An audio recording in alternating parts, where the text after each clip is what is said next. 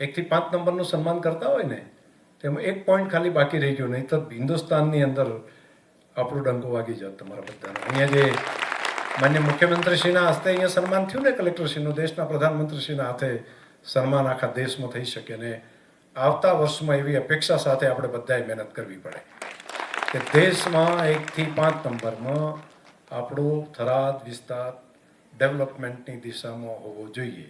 અને એ મહેનત આપણે બધા મહેનત કરીએ તો આજે જે ગૌરવ આપણે લઈએ છીએ એના કરતાં પણ આખા દેશનું ગૌરવ આપણે લઈશું. થોડા માટે બાકી છીએ અને એક જમ્પ આગળ લગાવી દઈએ, બધા ભેગા મળીને કામ કરીએ તો અશક્ય છે.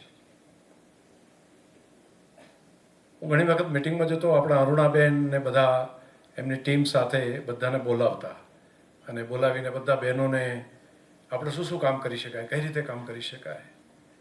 તો એ ટાઈમે આપણને નાનું નાનું લાગતું હતું કે આ વિધાનસભાના અધ્યક્ષને આવી નાની મિટિંગમાં આવ્યા છે, પરંતુ એ નાનું કામ એ કેટલું મહત્વનું. તમે નાનું કામ કરતા ને એ નાના કામમાંથી કેવડું મોટું પરિણામ મળી શકે. આપણા આરોગ્યના વર્કર એમની મિટિંગ રાખે ત્યારે આપણે ત્યાં પહોંચીએ, આશા બહેનો હોય ત્યાં કામ કરીએ, આંગણવાડીના બહેનો હોય એમની સાથે જે કામ કરતા હોઈએ, આપણા એગ્રીકલ્ચરની અંદર નીચે કામ કરતા આપણા ગ્રામ સેવકો હોય, ત્યાં આપણા શિક્ષક મિત્રો કામ કરતા હોય, પ્રિવેન્ટિવ હેલ્થ માટે કામ કરતા પ્રિવેન્શન માટેની ટીમ હોય, આપણું એજ્યુકેશન, આપણી પંચાયતી માળખું, આપણું સ્કિલ ડેવલપમેન્ટનું કામ, આ બધામાં નાનું કામ કરવાવાળી તમારી આ ટીમ, તેનું આ પરિણામ છે.